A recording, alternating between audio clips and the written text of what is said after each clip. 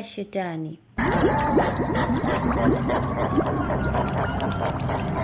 Kiongozwa na mkalimani wetu Hisham Mohamed. Sehemu ya 5.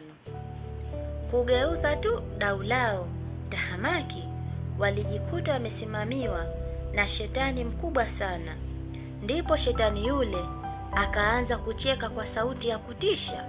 Sauti hiyo iliambatana na upepo mkubwa mfano wa kimbunga na kusababisha gharika kubwa pamoja na mawimbi makali sana. Kutokana na mawimbi yake kuwa makali na hali kuwa mbaya kupitiliza, ndipo dau likaanza kuyumbayumba na kusababisha mvuvi mmoja aliyekaa pembezoni mwa dau hilo kuwa na woga mkubwa uliompelekea kudondoka baharini bila kutambua yeyote kati yao. Hapo ndipo shetani akaamua kupotea kwa kutambua ya kuwa wavuvi hawatoweza tena kuwatafuta watoto. Kutokana na athari kubwa aliyoiacha eneo hilo, baada ya muda mfupi bahari ikaanza kuwa shwari na nafsi zao kidogo zikaanza kutulia. Nahodha akaangalia watu wake na kugundua mmoja kati yao haonekani. Hivyo nahodha akawateua wavuvi wawili kwenda kumtafuta mvuvi aliyedondoka. Kutokana na hofu walizokuwa nazo, walikataa, na mmoja kati yao akasema, "Nahodha, haiwezekani.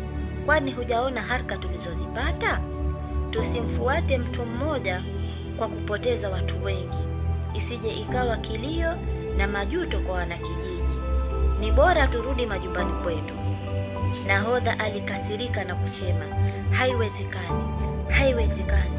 Tumwache mwenzetu kwenye balaa hili, kwa sababu ana familia yake nyumbani na inamtegemea.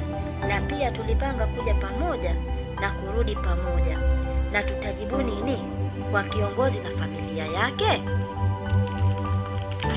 Ndipo nahodha akawaambia, "Nisubirini." Hapo nahodha akavaa vifaa vyake vya kuogelea na kujitosa kwenye maji. Chubwi! Ndipo akaanza kumtafuta mvuvi ndani ya bahari yenye kiza, lakini hakumuona. Kwa mbali, chini ya kile kiza cha maji, aliona mng'ao wa ajabu uliozungukwa na samaki wakubwa, jambo ambalo lilimstaajabisha sana katika nafsi yake. Ingawa bahari ile ilikuwa na kiza kikubwa, lakini mng'aro wake ulienea bahari nzima. Hapo nahodha akajiuliza, nini kile kinachong'aa vile? Ghafla mng'ao ule ulipotea na bahari ikarudi katika hali yake ya kiza.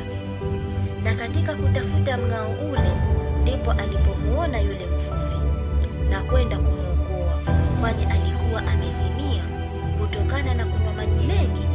Hivyo akaamua kuibuka naye juu ili kumpeleka kwenye dau kupata huduma ya kwanza.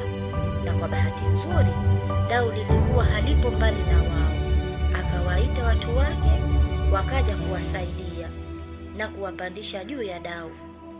Na kwa wakati huo nahodha alikuwa amechoka sana kutokana na misukosuko walioipata baharini.